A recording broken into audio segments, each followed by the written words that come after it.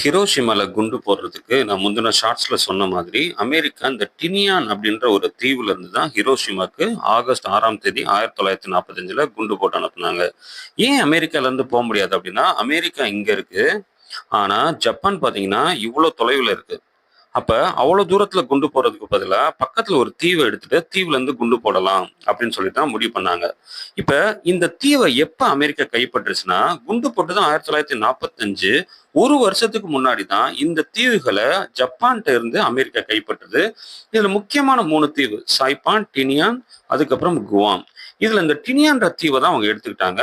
இந்த டினியான்ற தீவு இன்னைக்கு நீங்க ஜப்பான்ல இருந்து சான் பிரான்சிஸ்கோ அமெரிக்கா போனோம்னா கூட 6000 மைல், இன்னைக்கு போனீங்கன்னா கூட ஒரு 10 மணி நேரம் ஆகும். ஆனா அன்னைக்கு தொழில்நுட்பத்துல நீங்க ஃபிளைட்ல போனீங்கன்னா இன்னும் ரொம்ப அதிகமாகும். அது வந்து அந்த டயத்துல சாத்தியக்கூறுகள் இல்லை. அப்ப இதுக்கு தேவையான அணுகுண்டுக்கு தேவையான பொருட்களை முதல்ல அமெரிக்க தேசத்துல இருந்து முதல்ல இந்த தீவுக்கு எப்படின்னா ஒரு கப்பல் மூலமா கொண்டு வந்தாங்க.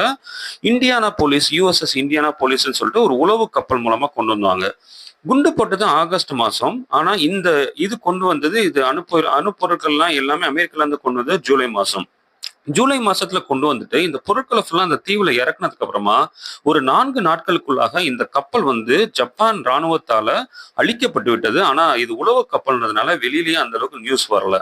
இந்த தீவு பாத்தீங்கன்னா அமெரிக்கா கைப்பற்றின உடனே இந்த தீவு ரொம்ப முக்கியத்துவம்ன்றதுனால உலகத்துடைய தி லார்ஜஸ்ட் ஏர்போர்ட்டை, பெரிய விமான தளத்தை இங்கதான் அவங்க கட்டினாங்க.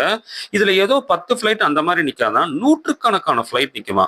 ஆக மொத்தம் இது வந்து ஏர்போர்ட் மாதிரியே இருக்காது, ஏதோ ஃபிளைட் நிறுத்தி வைக்கிற இடம் மாதிரி இருக்கு அப்படின்னு சொல்றாங்க. ஒரு நிமிஷத்துக்கு ஒரு ஃபிளைட் கூட கிளம்பி போக முடியுமா இந்த டினியானோட தீவுல?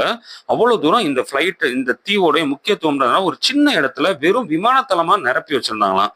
இப்ப ஆகஸ்ட் 6ஆம் தேதி 1945 இந்த டினியான் இந்த தீவுல இருந்து 1500 மைல், போறதுக்கு 1500 மைல், திருப்பி வர்றதுக்கு 1500 மைல், கிட்டத்தட்ட 6.5 மணி நேரம், போறதுக்கு 6.5 மணி நேரம், திரும்பி வர்றதுக்கு 6.5 மணி நேரம். அதே மாதிரி நாகசாக்கிக்கும் இவங்க இந்த தீவுல இருந்து தான் குண்டு போட்டாங்க. இந்த இவ்வளவு தூரம் தொலைவுல இது பயணப்படுறதுக்கு இந்த எரிபொருள் முழுசா நிரப்பியிருப்பாங்களாம். நிரப்புனதுனால தான் இது வந்து போயிட்டு வர முடியும். அப்படி போயிட்டு குண்டு போட்டுட்டு வேற எதுவுமே நிக்கலாம் முடியாது. அப்படிதான் இந்த 2 நகரத்தையுமே இந்த தீவுல இருந்து போட்டாங்க.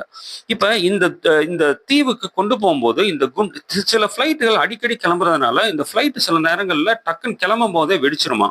ஃபிளைட் வெடிச்சா பரவாயில்ல, அதுக்குள்ள அந்த அணு ஆயுதங்கள் இருந்தா அதுவும் வெடிச்சிடலாம், இருக்காம இருக்கு. ஃபார்ச்சுனேட்டா லக்கிலி இவங்களுக்கு இந்த ஃபிளைட் 2மே வெடிக்கல.